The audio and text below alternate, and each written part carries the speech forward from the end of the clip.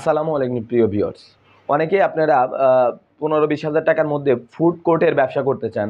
অর্থাৎ আপনি আপনি অনলাইন বা অফলাইনে ফুডের ব্যবসা, ফুড বিজনেস করতে চান। তাহলে সেটা কিভাবে করবেন? অফলাইন এবং অনলাইন ২ টাই একই সাথে শুরু করার জন্য একদম প্রাথমিক লেভেলের যে ব্যবসা সেটা হচ্ছে ফুড কার্ট। অর্থাৎ আপনি যদি একটা ছোট ফুড ভ্যান, যেটাকে আমরা কার্ট বলি, বা ছোট অটো রিকশার উপরেও যদি হয়, যেটা এক স্থান থেকে আপনি দূরবর্তী স্থানেও সরায় নিতে পারেন, অথবা আপনার ভ্যান যেটা আপনি হাতে ঠেলে নিতে পারেন।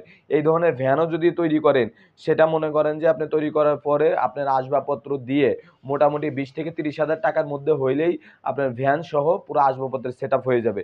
এরপর আপনি কিছু ৩ থেকে ৪ হাজার টাকার মালামাল কিনলেন। ১ম দিকে ফুচকা, নুডলস এবং আপনার স্যুপ এবং চটপটি, এই ধরনের প্রোডাক্ট নিয়ে আপনি ১ম দিকে শুরু করলে পরবর্তীতে যদি আপনার চাহিদা অনুযায়ী আপনি কিছু ফাস্ট ফুড আইটেম, বার্গার, তারপর পেটিস, এই ধরনের আইটেমগুলো আপনি এড করতে পারেন।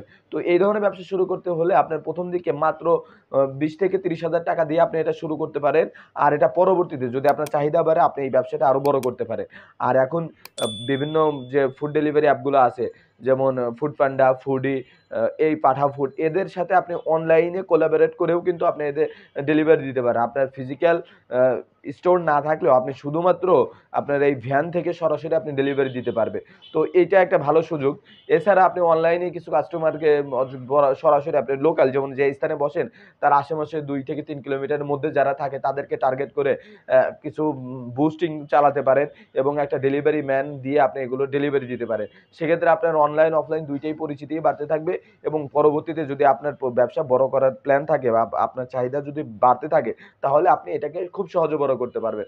জাস্ট স্টোরটা আপনার টেম্পোরারি থেকে একটা পার্মানেন্ট স্টোর নিবেন এবং আপনার পজিশনটা একটু বড় করবেন।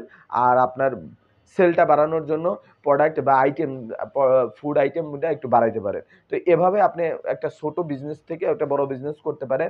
আর এই ধরনের বিজনেস সেটআপের জন্য ১৫ থেকে ২০ হাজার টাকা একদম মিনিমাম, মোটামুটি ৩০ হাজার টাকা হইলে একটা ভালো মতো পজিশন করা যায়।